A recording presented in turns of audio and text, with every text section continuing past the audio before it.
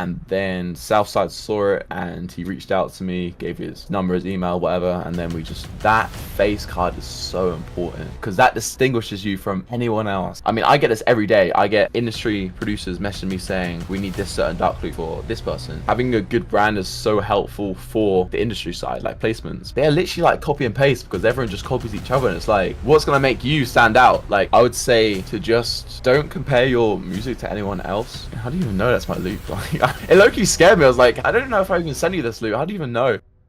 W tym odcinku będę rozmawiał z Ellisem Losem, czyli producentem i youtuberem z Wielkiej Brytanii. Produkował on m.in. dla takich artystów jak NLE Choppa, Red czy Nardo Week. Oprócz świetnych sampli i kontentu, który tworzy, jest on również znany z tego, że bardzo dużo pracował on z Southside'em. Na jego Instagramie możecie znaleźć masę snippetów, jak Southside robi beat na jego loopie lub po prostu nawija pod beat, który razem zrobili. Także w tym odcinku porozmawiamy o bardzo wielu kwestiach, a m.in. o placementach, o tworzeniu kontentu i właśnie o tym, jak zaczął on współpracować z Southside. Porozmawiamy również o podejściu do bycia producentem i o wielu naprawdę interesujących rzeczach z tym związanych, także polecam każdemu oglądać do końca. No a na samym końcu Ellis pokaże proces tworzenia tych sampli, które tak bardzo lubi używać Southside. No i zrobimy sobie razem beat, także bez zbędnego gadania już zaczynamy. What's going on, guys? Today I'm with Ellis. What's up? What's up? First of all, tell me how long you've been making music and how long did it take you to get your first major placement? That's a good question. I've been making music since like 2018, I want to say. So it's been like a minute, like what, 6 years now. But my first major placement, probably my Too Rare song. You know Too Rare? That was in like 2021. I got a song with him, and that was like my version of a major placement. But like a big one than that, I guess you could say my NLE Choppa one, which is like sometime in college, maybe the same year. So around 2021, 2020-ish was when I was really getting the placements, but something like that. Everyone wanna know how is it to working with Southside is a dream of every producer, I think. Like, tell me how it all started and if you work with him in real studio session. Yeah, well, like how it started was, it all started because I started putting loop kits on YouTube, right? Because I was doing tight beats, it wasn't really doing too well, so I started putting loop kits up. They did better, and then one of them popped off and got like 20-30k views. I think it's on like 40k now, something like that. It was #1 for Southside loop kit. I assume this is how it happened, or I don't know exactly, but it would make more sense this way. It was just one random night. I was just my phone, it was just blowing up, and I was like, you know, just so confused, like, you know what I mean? I was just chilling, and then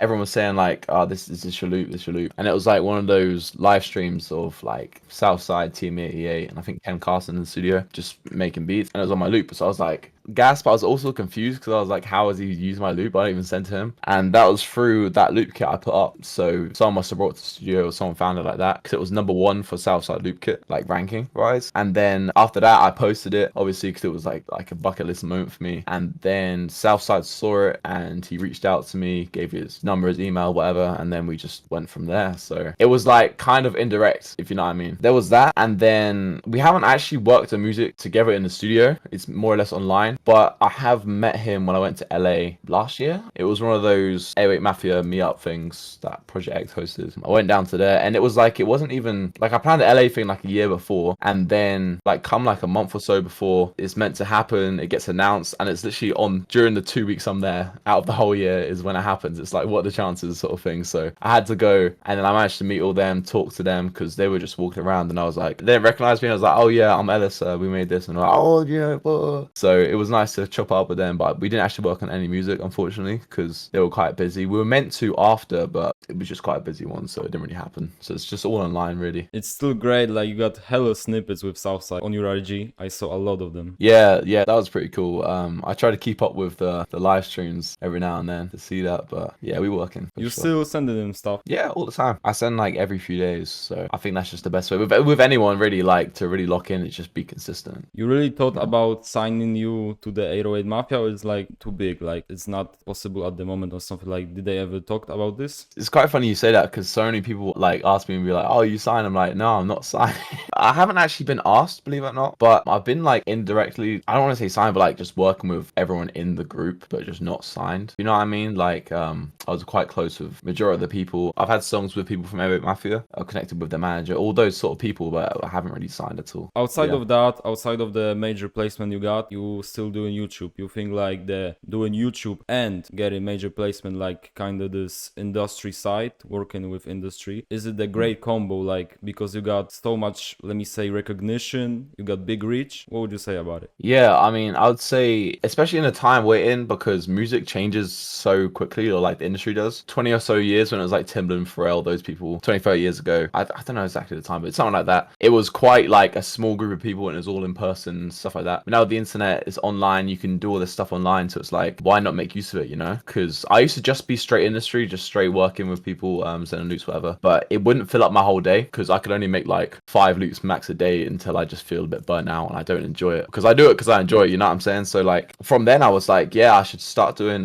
content. I start doing that and then I start picking up some, I don't know, recognition, I guess you could say. And then I thought it's literally like a perfect sort of balance because then my whole day could get filled up because I can do, I don't know, a few loops, which would take like a couple hours, and then the rest I can do like content, something like that. Especially nowadays with your brand, I feel like content is the best way to get your brand out there, and having a good brand is so helpful for the industry side, like placements, because if you reach out to someone, you've got like, I don't know, 100 followers, you've got nothing on your account, nothing on the profile, why would they reply to you compared to someone that's got the whole brand, they've got a following, they've got this and this, you know, like if you put them side to side, who's going to have a higher chance of getting a reply, you know? So I was thinking of it that way as well, which is also helpful, and I do just love doing content, so I just don't see much cons in actually doing it. Yeah, content is great. At this point, you're sending out loops directly, you make content, and also you got channel, like very big channel, I think, with sample packs, right? So you do any more stuff? It can get a bit busy sometimes. It's just a bit everything. Like I do obviously the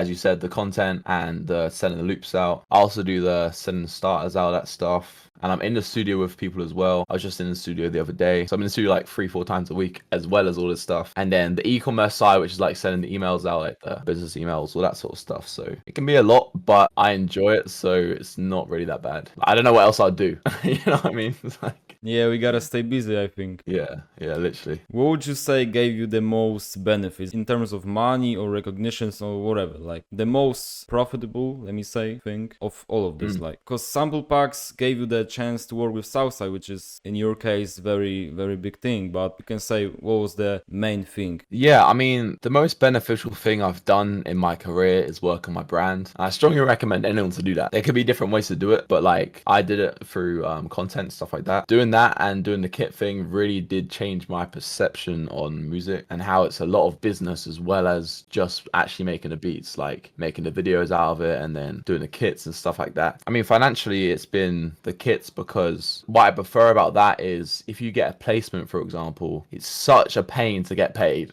Like, I'm sure most producers know this. I'm sure you probably know this. But you have to go through so much. You have to get, you know, a lawyer. You have to go back and forth. And then if you're a loop maker, people try and give you a lower percentage because you're only a loop maker, all that sort of. And it's sort of like made me a little bit less encouraged to like just push out placements because it was such a pain to get paid. And I was like, why is it so difficult? Like, it should just be easy, right? You know, I worked on a song, I get my split, but no, apparently not. I don't want to trigger anyone by saying that, but that's just how I feel. I then thought, yeah, you know what, I'm going to push the sound kits because really all it is obviously I make the kit, whatever, which takes a while. But when you actually put it out, the whole thing is like, you're in control, you know, you sell the kit, you get the money. There's no middleman, there's no all this stuff for you to get paid. It's just easy. So that really made me more encouraged to push kits and content because I was more in control, you know? And you can tell me some about the marketing side when you're selling kits, because a lot of people maybe think it's only making beats, it's only making loops, like whatever, like making the kit, but it won't sell itself. Like even if it's good, you gotta still brand it some way, you gotta market it, you gotta make maybe content about this, like how it actually looks like. Yeah, well, I mean, nowadays, because of how many people are in the industry, like how saturated, I guess you could say, I don't think it's a bad thing. I think it's a good thing because it means you've got more of an audience, more of a reach to get to. So I encourage them, like, everyone start producing, you know, everyone's grandma start producing. I'm there for it.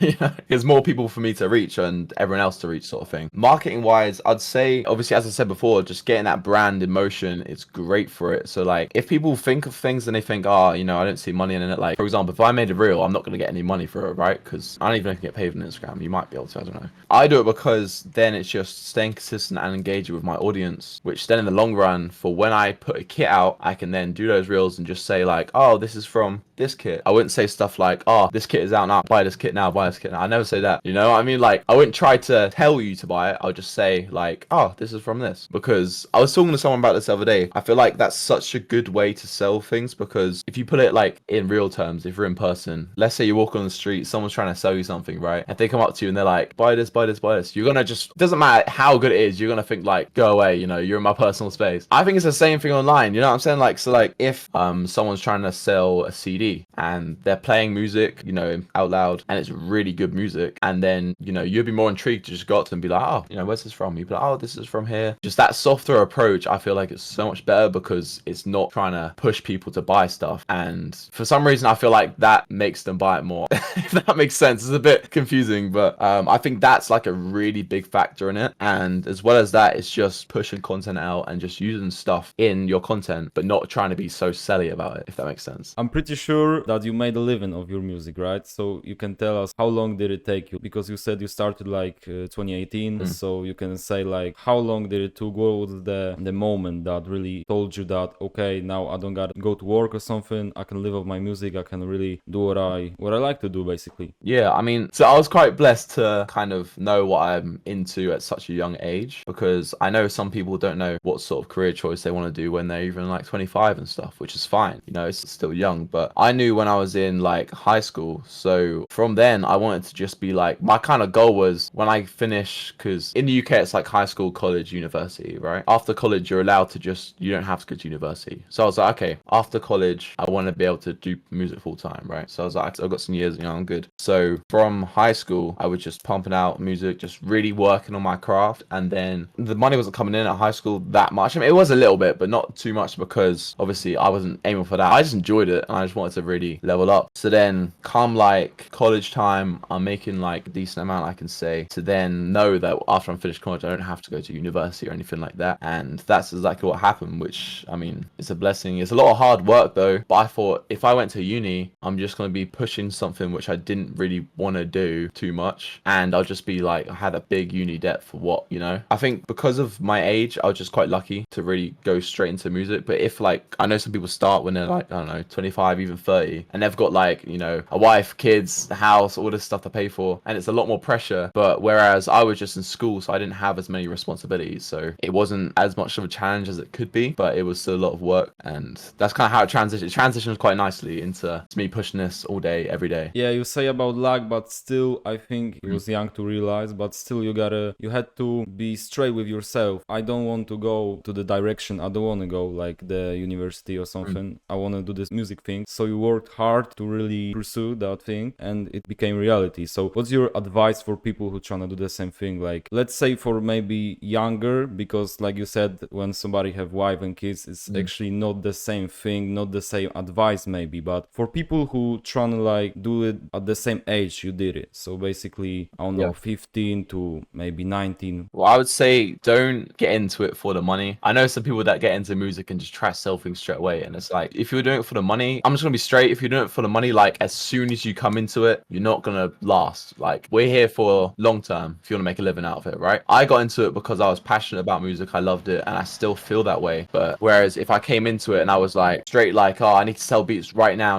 then I will get like so stressed to the point where I quit, because 9 times out of 10 you're not going to see money for like, I don't know, like the first, depends how you do it now, I don't know what it's like now, but for me it was like the first year or two I wasn't even in it for that. I just did it because I liked it. It was like the equivalent of someone playing on their PlayStation or something like that. It was just me making beats. So if you come into it with that mindset, it's so much easier to fall in love with it and just keep on pushing. Because if you're into it for the money and you don't see money, you then get discouraged and you're like, this is rubbish, I'm gonna quit. So yeah, I just say literally just be passionate about it and actually do it because you like music, and don't expect money out of it at the start. yeah, for sure. Some people think it's maybe get rich quick or something, but still you're not gonna get appreciated or paid in the first, like you said, depends how you do it, but let's say year or two or whatever. And some people think like they're gonna get money quick, like it's a very long run, and building brand stuff and all of the things required to get successful, like for example you. Yeah, and I was just gonna say, like, even nowadays, like whenever I get placements, I remember recently I got a placement and I was talking to my team about it, and then the first thing they were saying about, because obviously that's their job, they were talking about the money side, like how they're gonna sort it. I didn't even think about that when I got the song. I was like, yo, this is sick, I just got a song on this, person. And I think that's such a good way to look at it. Like, don't look at songs for the money, look at it because you actually like the song. You know what I mean? And getting back to samples, what would you say was the game changer in your sample making process? You're gonna show how you make the samples basically, but what's the most important thing to make hard and clean samples? Because a lot of people maybe make low quality stuff or something. How to get rid of this? I don't know how people will take this, but like, I would say to just don't compare your music to anyone else. I really upgraded my sample making in lockdown because I was just, the whole COVID thing, because I was just straight making beats. I wasn't even like looking at no one. And even looking back, you can see the improvement. And that's how I found my sound, was because I was comparing myself to myself, I was comparing this loop to this loop a year ago. Stuff like that, instead of comparing this loop to Q-Beats loops, because it's a whole different thing. And me just literally working on what I do, what I think works, and just doing it that way, just being consistent and pushing loops without being, I guess, inspired by all of these other producers, which isn't a bad thing. But if you're trying to make your own sound, then you've got to compare yourself to yourself, if that makes sense. I think that's kind of how I made my sound, my sort of dark sound, which is kind of what I'm known for. So I would just say to stay consistent and just learn from yourself, if that helps at all. But that would be my biggest tip for sure. So you kind of studied your previous stuff and trying to improve with the next loop or whatever, right? Yeah, because as I said, in lockdown, I was making so many beats and I was just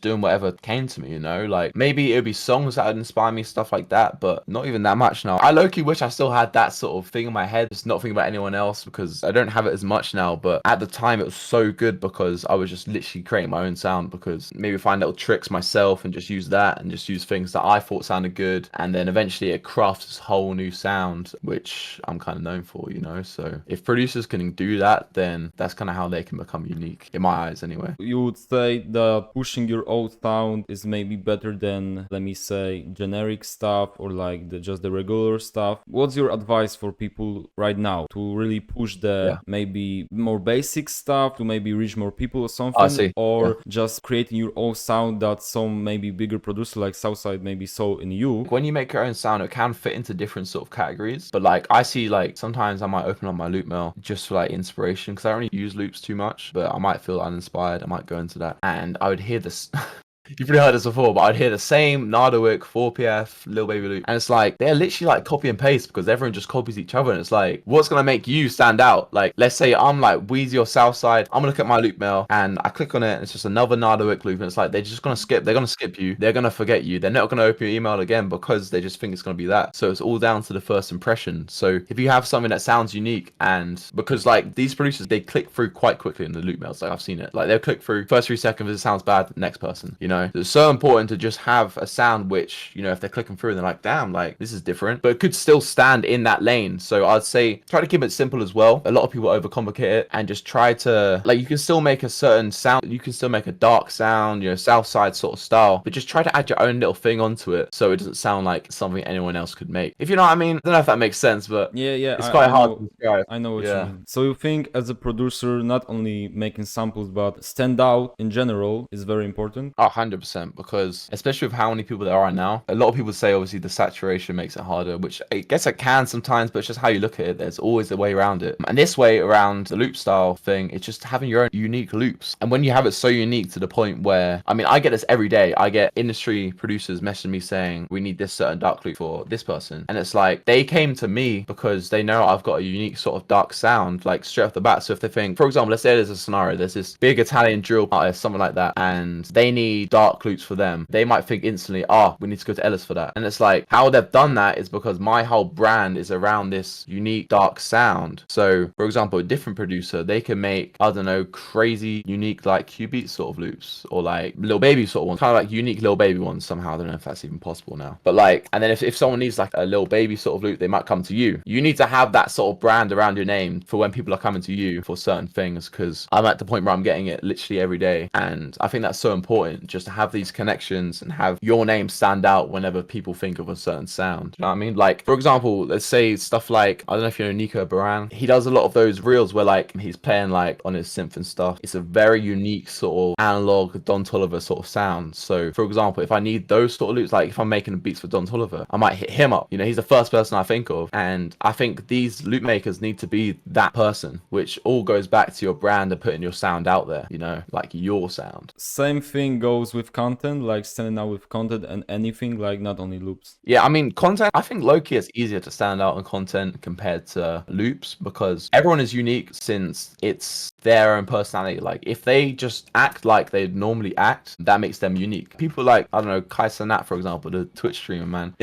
like you already laugh, like, you know what I'm saying? He just like crazy and like, I feel like that's just how he is. And that's what makes him so unique. People like Sean C, for example, if you just send it in producer way, he's a crazy man. Like, he just doesn't like hold back. And I remember when I was starting tutorials, I was literally like, you know, a little bit shy and stuff like what normal people would be. And I wasn't really putting my personality out there too much. I was like, you know, very monotone. I was like, oh, so this is how you make Southside loop. This is how you put the bass. And it's like, that's so boring, man. So like nowadays, if I do that, I'll be like, yo, so this is how you do the Southside loop, blah, blah, blah. And like, just have that energy and just literally be yourself. If you can be yourself, then you're instantly going to stand out because no one can be you. Do you know what I mean? I kind of see content standing out as a lot more easier if you just are yourself, which sounds so basic, but when you actually get into it, you know what I mean. I exactly know what you mean, and even though the same situation with being like, oh, this is Southside loop, like I had same situation when I started, like I was almost sleeping in the video. But so you kind of have to change, but it's not really bad change or an authentic way, just like you gotta put more energy to it so people will actually watch you. I mean, not necessarily, to be fair. I would say just, it's weird to describe it. If you're passionate about music, as I said, people can tell if you're not into it, you know what I mean? Like, if I'm making a beat and I'm like, you know, oh, this is right. Even if I don't say it like that, if I'm still trying to act like whatever, people are going to tell because they'll be able to know when you're kind of acting this YouTube sort of look or whatever. So there are people like who are a bit more low-key, like Probably Ocean that does videos, for example. He's a bit more chilled out. He's not like, yo, blah, blah, blah. You know, he's just himself and he gets loads of views. And it's like, so that shows that you don't have to have all this energy, but he is himself. Like, I can tell he's like that outside of music. And I think that's how he is so big. Like him, people like Cora Jack, Jay Cactus, stuff like that, they all have their own personality. You know what I mean? Which makes them unique because if you're your own self, whether it means you've got energy or not, it doesn't really matter if you're just you. Because eventually, when you're so consistent with videos, people kind of get your personality and they'll kind of feel like, you know, you're like their friend in a way, I guess you could say. Because all these producers, like, for example, with Jack, let's go back to Jack, he's just like that in person. And it's like, I knew he was because his videos just look so authentic. So just having that in yourself makes you unique. And still, it's gonna be way more easier for you when you don't act nobody else and people like you for who you are, basically, like you said. Yeah, exactly. Like, if I'm trying to act like someone else, then more than likely that person's probably bigger than me, and it's like they'll just watch them. Why'd they watch me for? You know?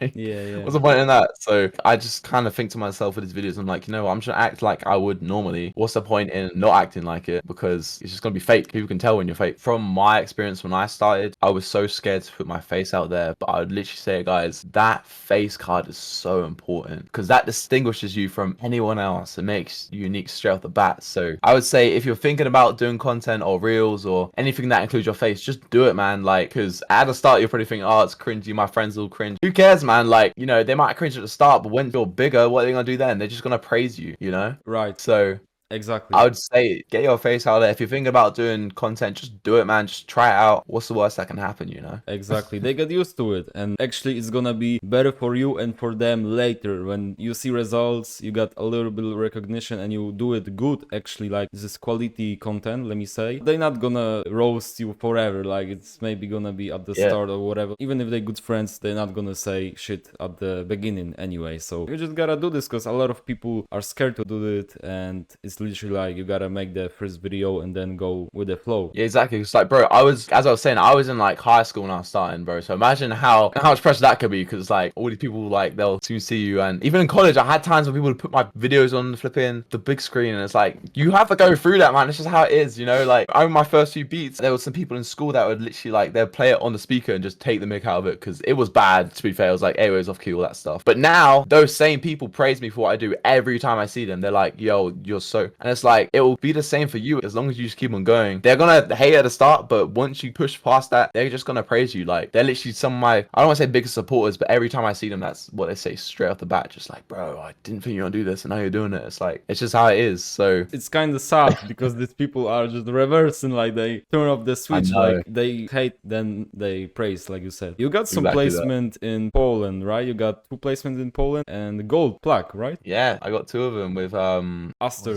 man. That's it. Yeah, yeah. Bro, he's fire, bro. He's hard. Because I get some placements like a few different countries and stuff, and it really opens up my eyes to like all these new like people from different places. Like I didn't know about him prior to the placement, but after I got it, bro, I was into like obviously I don't speak Polish, so I didn't really know exactly what he was saying, but I was bumping it in the gym. I was doing all this, like his album. The second song I got with him, I think it's his recent album. That was because I was just listening to the album. I was like, oh wait, this is mine. Like, hold on a minute. I was just bumping it in the gym, and I was like, yo, that's actually mine. So you didn't know about the second song, I know about the first one. and then Yeah, you found out your stuff in the loop, right? Yeah, with both of them, bro. Like, I know, like, someone messaged me on Discord not too long before I posted it saying, bro, I swear that's your loop. I was like, what? And it says 1 year ago. I'm like, what? So, I clicked on it, I was like, yeah, that's my loop. I don't know if it was through like a beat sales lease or something, I don't know, but we were getting that sorted now. And then after that, that's when I got put onto him. So he had his most recent album, I think, was out at the time as well. So I was like, okay, I'll listen to some of his new stuff as well. And that's when I heard the second song. I'm like, what's going on? Like, So you wasn't tripping about it, you just deal with it, and you got paperwork or everything, like how it looks like. yeah, I mean, I think the worst thing to do is go straight to socials whenever something like that happens, because it's just gonna turn like other producers off. Sounds weird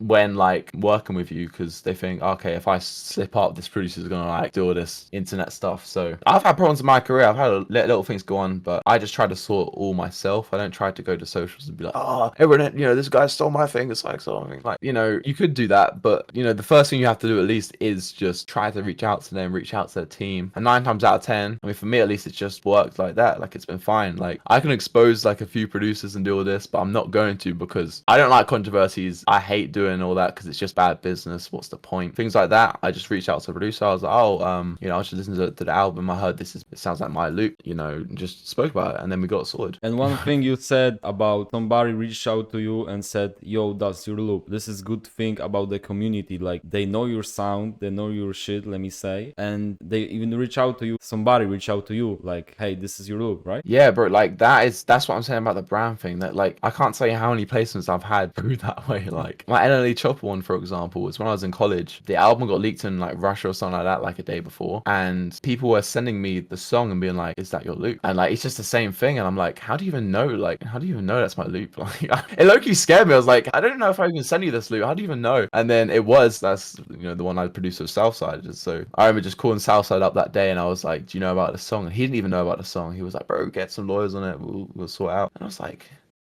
you know, it all started because someone knew it was my loop. So having that whole brand is so good, and having your own sound, as I said, because then people recognize things and like, oh, it sounds like this person's loop, and a lot of the time it is. Yeah, so, and at the same time, you could just cry on the social media like, Southside stole my loop, like whatever. Like just text him and trying to solve it, and it's gonna be probably bro, it's gonna be okay. Like that's what I was gonna say. Like, let's say we did go for that situation, and before the song even comes out, or like it comes out, and I say Southside stole my loop, I didn't even know I did this, I didn't get any paperwork, and then what? Like Southside blocked me. I've lost a really big connection, you know what I mean? So instead, you know, I reached out to Southside. I was like, oh, do you know about this? Just keep it mutual, man. Just try not to argue with these people. I know some producers that argue with people, and it's like they got ops in the producer industry. How's that even possible? You know, it's like, yeah, that's crazy, you know, because some people just look for drama. They don't want to work hard or whatever. Like maybe they do, but they just look for drama when it's situation for them to really step and like scream like he did this, he's that. But you just gotta be cool. Like the social media way, crying or whatever is not the case. Basically, you're gonna burn bridges for what? Like I don't want to be mean, but there are some like weird producers in the industry, right? And I think it's just because they're learning. It's like a learning curve. Because when I started, I wasn't weird, but it's like I would say things which I wouldn't say now. Like not bad things, but like I reach out to certain producers in like the weirdest ways. I'd be like, it would just be bigger producers. I remember one time I reached out to this guy. I can't remember who he is now, but I was like, yo, bro, how did you get so many followers? Something like that. So really like, but then he replied and he was like telling me to be like, it's like a social media shark or something like that. He was just saying, just know how to do it and stuff. He helped me. I know a lot of people would just be like, just read it and laugh. And I remember just being in that position is what I mean, is people aren't like fully industry trained, I guess, which is something you do over time. So now whenever I get messages like that, like sometimes I'd have something on my story and then it might be a beat or something like that. And I'd be like, oh, you know, I don't know, what do you guys think about this? Or who can you hear on this? And then, you know, you might get the odd few that might reply and be like, bro, this is rubbish, you know, bro, I can do so much better, whatever. And so instead of me like saying like some hate back or whatever, I'll be like, okay, cool. also what should I improve on, what should I do? And a lot of the time they might not reply, or they'll just have more hate, and it's like, okay, I've given you a chance, you know, I'm just not gonna do it now. It's just great to be mutual. Even if people send hate to you, it's great to just try to be mutual to them, because you never know if they're gonna get big, and then it's like, oh, you just argue with this person, now you can't even work with them, you know? I think I had one before, I put a reel up, and then someone was like, bro, this sounds like, you know, nothing, like this artist can't sound enough. It's just loads of like hate stuff like this one person was saying. So I just remember replying to him. I was like, okay, so where do you think I should improve? And then I think he just said like, I can't remember what he said from that, but it was just a bit back and forth. And I was like, okay, so do you think the strings could be louder? And he was just like, talk to me like that. And I was like, okay, why didn't you just say it in the first place? Like, I think hate is so bad. You can just have feedback that can help them. If I hear a beat and I don't know, the 808 is too loud, I'll be like, bro, if beat is fire, but I'll just say maybe turn the 808 down a little bit. Like, I think anyone would recommend that more than saying 808 is way too loud, this is rubbish, you know, like rubbish producer, you know? I think it's just the worst thing to say. There's always better way around it to help people. There are hateful producers in the game too. Like, I think when you got some following, you gotta be, first of all, out your emotions. Maybe when somebody hates you, you gotta be okay, not gonna reply to this or whatever. Or sometimes something pisses you off. I don't know how about you, but I have had sometimes situation when I want to just tell something about story, not cry about some situation of producer, but certain behavior or whatever, just tell about, like, just spit it out or whatever. But sometimes I just gotta be like, okay, never mind, just, so what do you think about it? Like, when you got following, you gotta be kind of careful what you say. It's kind of take out of authenticity, maybe, but still it's for your own good, maybe. That's how I kind of see it. You can tell what you think about it. I think it kind of depends who you are in a way, but you also have to be like, you have to have a little bit of common sense. So like, I know there's certain artists and stuff like that that can't say certain things, it'll mess up brand deals, all that sort of stuff, which I guess that makes sense, but it's like, you know, it's not as authentic. And I know some people that their whole brand is them just being like them, which is so cool because they can just say what they want, you know? But also, like, okay, you can say what you want, but don't go too far and start arguments, you know? Because things like that is just unnecessary. You know, don't do unnecessary things. You can say what you want on the socials, whatever, just have fun, all that. But don't just start all these arguments and controversies because there's no point and it's just going to make your life harder.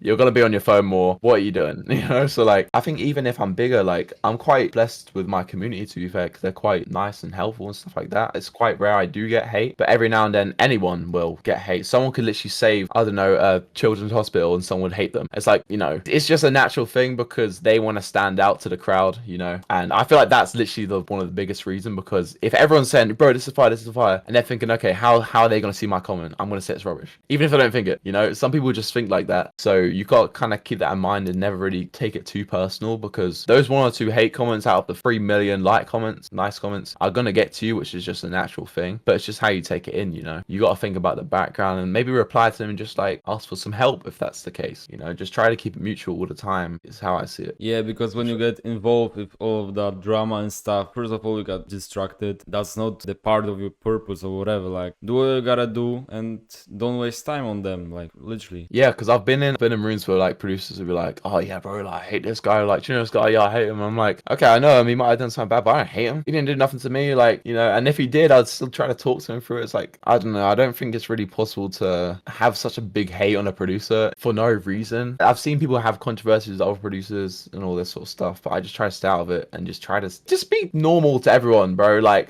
you know what I mean? Like, don't try to start arguments. If they do something bad, just try to work it out. Like, recently I had a song, I don't want to talk too much into it because I don't want to, literally as I'm saying, I don't want to start all this, whatever, because it's unnecessary. But I had a song and there was some on the paperwork's a bit weird and they had some weird reasoning. Just, it was bad business, right? And I could do anything about it. There was like 2 options. It was like, either I go to socials and I'm like, oh, this person did this, blah, blah, blah. Or I just suck it up and then just continue working with them. If I went to socials, then that person's written me off. I'm not working with them ever again. Not working with artists, not doing any of that. Or I'm just like, okay, whatever, you know, it's just one of them things. But then we keep working and we get several other songs. Do you know what I mean? Sometimes it just is a slip up that you have to go through, especially if you're a loop maker, because I mean, I don't want to say I see, it's just how, from my experience, I see they bring loop makers like quite low in the scale of producers. Like, it'd be the ones in the studio and then they see the loop makers and like, ah, he's just a loop maker, he's nothing. Hence why I'm trying to do the brand stuff. If I'm talking to industry producers, a lot of the time I'd be like, bro, do you just want to get on a call? Because that makes you stand out so much more and it doesn't just limit you to being that loop maker that's just stuck in their room all day. Just things like that is so helpful. Yeah, but the just loop maker, there is a phrase like that. There is like some believing, some people like say that or just think like that. No, literally, like, I could go on about that part all day. But like, there's always that argument about the loop maker versus the industry producer, that whole thing, right? And I think people are just talking for the sake of it at this point. Like, you know what I mean? Like, it's never going to be resolved. Their opinion's never going to change. So don't just be a loop maker. Sorted, you know, like simple as that. I say it's simple, but like the ways you could do that is instead of just sending out loops, not having your, I think they see the typical loop maker is the one that sends out loops. Their only posts are placements, stuff like that. They have no personality. Like even what you're doing with the interviews, that just makes you stand out a little bit more because that face card and just having, as I said, getting on the call with them, just actually talking to them, having a personality to yourself limits you from just being a loop maker. Because I guess the typical loop maker is just like no personality. Might as well just be a robot that sends loops, right? Like that's the core loop maker. A lot of people don't just do that. They do a lot more now, which is good. But having like this brand around you and your own personality, your face card, talking to them in person, then being able to hear your voice, your accent, stuff like that is so crucial. Because like I've even used it in certain deals. I've used my brand as leverage to get more. You know, like that's a new thing I feel like now. I think that's the one way to just go up the scale a little bit from just being that typical loop maker. Right, not everybody has to be YouTuber and do like tutorial and stuff, but some people just I mean, that's not my business. They do what they want to do, but some people just, like you said, post placements, like even though they could have like 5,000 followers, they got like less than 1,000. And of course, followers is not everything, but in terms of building your brand and getting recognition, building connections, all of that stuff, like some people just post placements, no face, IG story, no content, no nothing. And that's not the way they probably should, but like I said, that's not my business. But in those times we are right now, you can make content out of it. You can add so much to your brand just instead of, okay, I produce this and this is the end, but just I produce this. Exactly. And it's so many lanes you can go with the, hey, I produce this. Yeah, literally, that's one way I see it. Like, I know some producers aren't really open to, I don't know, getting a face on all that, and they just want to stay, just do music, which is completely fine. But I see it like if I was in their position, if I had all these certain placements, like I know producers that have loads of crazy major placements, but they got like 2,000 followers, and it's like, you know, if you leverage each placement and made use of it, you could have like 30k, you know what I mean? Like, and with that, you can then reach out to other people so much easier because you've got that, the following, the brand around you. Like if I got a song, for example, I could do so many things. Like, let's say I get a song with Lil Baby, I could get a breakdown video, you know, how I produce whatever with Lil Baby, and you could do a video saying like some clickbait title, like Lil Baby's producer makes this beat, whatever. And then like you could say, because you've produced for Lil Baby, and let's say he drops an album, you'll be like, okay, so I've actually produced a song for Lil Baby, so I've got some background, whatever, and stuff like that. That really helps you in these tutorials. And like you could do reels around, you could do so much around it to really push that potential instead of it just being a placement post with 200 likes. You know what I mean? Yeah, like, then you certified, so whatever you do then, from the point you got placement, everything you can do later, whatever it's like you said, content on reaching out to other producers, you got more chances. But when you stay quiet, like I think every one of us, you can tell if you had same, every one of us who makes content and everything, like we was low key too. We was too shy to show our face. We didn't want to do this, like, but when we actually did this and improved and grow all of that stuff, it's actually fun, it's actually benefits, and we not regretting it. So people don't want to do this, but I think we didn't want to either. So yeah, sometimes, you know, there's some days where I'm like, you know, I don't want to do this, I don't want to do this tutorial, whatever, like that. But like the bottom line is like it does help a lot of people. I don't feel like we've realized that. Even if the video gets like 2k views, that's still 2,000 people. Like I remember when I went to the 808 Mafia meet thing, as I said, in LA, bro, when I tell you the amount of people that recognized me, I was like, what the heck? Like at the time I had like, I don't know, 10k on YouTube, so I was like, it was cool, but I didn't think it was like that. But bro, like so many people were like saying, oh bro, I know you from YouTube. I'm like, I don't even like, you know, they don't even pop like that at the time. But like you just need to know that it is helping people, and you don't know who's watching you. Like the other day I messaged a producer that produced for one of the Drake's recent diss tracks, right? Like I just reached out because I was like, bro, it was just like the song was fire. I like the song, I like the beat, let's say that. I don't want to the beat was fire, I like the beat, yeah, let's say it like that. And I remember just seeing one of the producers. I looked at the credits and I was like, okay, wait, I know this producer. And I realized I haven't followed him for ages, so I literally reached out to him. I was like, bro, I remember when you got this, because he's got this really rich song from like 2022, I think it was. I was like, bro, I remember when you got this really rich song, and I just saw your account again, blah blah blah. You know, I was like, yo, the song you produced is crazy, you know, and just have that conversation. And then he replied and he's like, bro, I literally, like, I watch you on YouTube, bro, you know. I've had so many times, like, people I've reached out to, like, sometimes I listen to type beats for inspiration, and sometimes if there's like fire ones, I'll just be like, I'll reach out to them like, bro, you're like crazy, like, you know, your melodies are crazy, and just try to chat to them. And then, you know, like the other day, for example, I had a guy reach out, was like, bro, I'm such a big fan, bro, I watch all your videos. it's such a small world. Like, even if, you know, you don't have the 100K views on each video, stuff like that, there are still so many people in your community that watch you that you don't know about. It's crazy. Like, even with my kits, bro, I get producers like, I don't know if you know DJ Jarrell, Migos producer. Yeah. Him, people like Ronnie J. Every kit I drop, they reach out and they're like, bro, can I check out the kit? Like, damn, these people are watching me. Like, you know what I mean? Like, every kit I drop, I send it to DJ Jarrell just for some love. And same with Ronnie J, because they always reach out saying, bro, send me this. It sounds fire. And it's like, these people are watching. You just don't know. You know? Yeah. So, like, even when I reach out to you, you already saw my video with Mac, right? that's what I mean. Yeah, like, and even sometimes they might watch you, but they just haven't went that extra distance to, I don't know, go to Instagram or something like that, which I haven't for you. But I remember when you reached out to me, I was like, that sounds familiar. Who is that? And then I saw from that, because I was like, I love watching interviews, podcasts, that sort of stuff now. Like, because I do music all day, so sometimes I like to just not have music in my ears, right? And just listen to people. Because I have 2 monitors, so my other monitor might be an interview. And as I said, one of them must have been the one with you and Mac, or you and DB, if I'm right. And then, like, just things like that. I didn't go the extra mile to reach out to you. I just want to listen to it, right? Your name might be familiar to certain people which you don't even know about. You just got to you got to reach out. I mean, you can be great sample maker, great producer and stuff, but when you do content is when the things starting to change, because people have the platform to hear you. Because if you had these samples but not putting them out like in reels, like whatever, there's no place to people to really see you. It's all about this content. Like, we can talk about this all day, how great it is, because we see it ourselves. Yeah, it's just things like, if a video gets 3K views, something like that, in your eyes it might not be big, but like, if it's like a video, I don't know, like this, or like my videos, which are very producer niche, most of them are going to be producers. So it's like, okay, it might be 3K views, but that's 3,000 producers just watch that video. Like, you think of it like that, it can be a lot. Or like, I don't know, my bigger videos, stuff on like 30K or something, it's like, that's 30,000 producers in that community have watched that video. What are the chances some of them are going to be bigger producers? Like, you know, there's a high chance. Some people just think like, oh, it's only 1,000 views, but like you said, when you just think about this other way, it's actually very good, and it's still opportunity. It's worth it to, I don't know, record it and edit it. But I want to just say about the podcast, right? Of course, I do them, like the interview stuff and talk stuff, but a lot of people just watch tutorials. But I gotta say, like, this high edited tutorials, I don't say they bad, obviously they're helpful and stuff, but the podcast interviews like Producer Grind and all of that, other people who make them, it's a cheat code kinda to really just listen to these people, what they have in their mind, mostly successful people or whatever, like people who got placements and everything. Like, just listen to them and you can learn a lot from it. Yeah, exactly. Because I had a stage when I was doing not full interviews, but it was like, we'd have like an interview segment and then we'd make a beat together. So it's quite similar to this, but like a shortened version of this. And I got a lot of good feedback from that, because it's just like a bit of both. So yeah, I really think it's a great idea. Alright, bro, show us how you make those fire samples. All right then. All right. Recently, I've been messing with this plugin by Arturia. They just sent me the bundle, and it's got some crazy sounds in here. So Let's pretend you make it for Southside, which is not me, but okay, sure. All right. Okay, so Southside, I got to bunk it up a little bit to C#.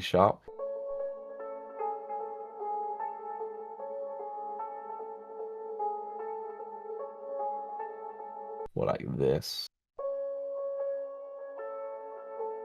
Actually, I like that. It's kind of cool. I'm gonna get another sound. Just use that same MIDI.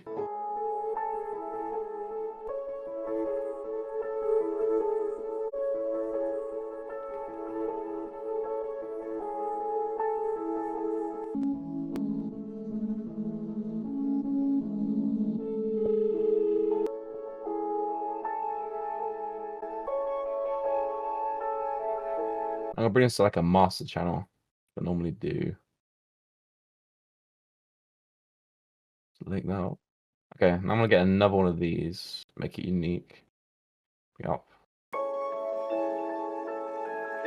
Then I'm gonna get, oh god, people might flame me for this. I'm gonna get a gross beat. I've been using this basic 8 preset recently. Yeah, it sounds pretty good.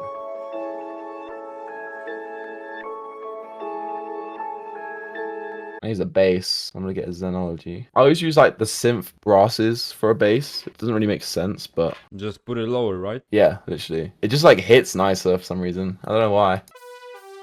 Like these ones, but really low. Something like that.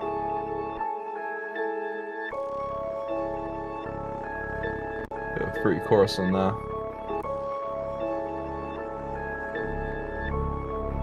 Alright, now I'm gonna bring this down a little bit, just to like B minor maybe. There we go. Now it sounds dark. I'm gonna throw like a few little accents from a kit I've been working on recently, or phrases actually. I love making these little phrases because I can use it so much like in my samples.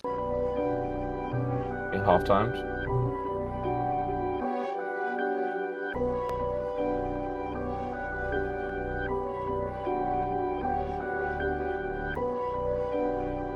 Shape a box, plan this.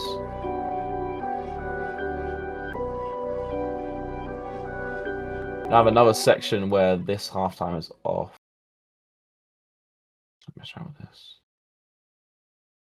There we go. I used to really overcomplicate it, but beats like with samples like this, I think sounds so good because there's so much space. Might add like one more sound.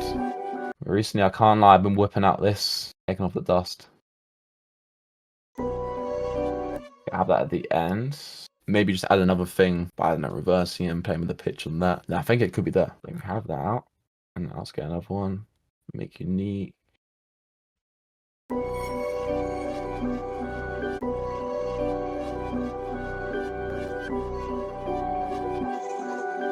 Oh, wait. Oh! Okay, this one I'm going to stretch even more then.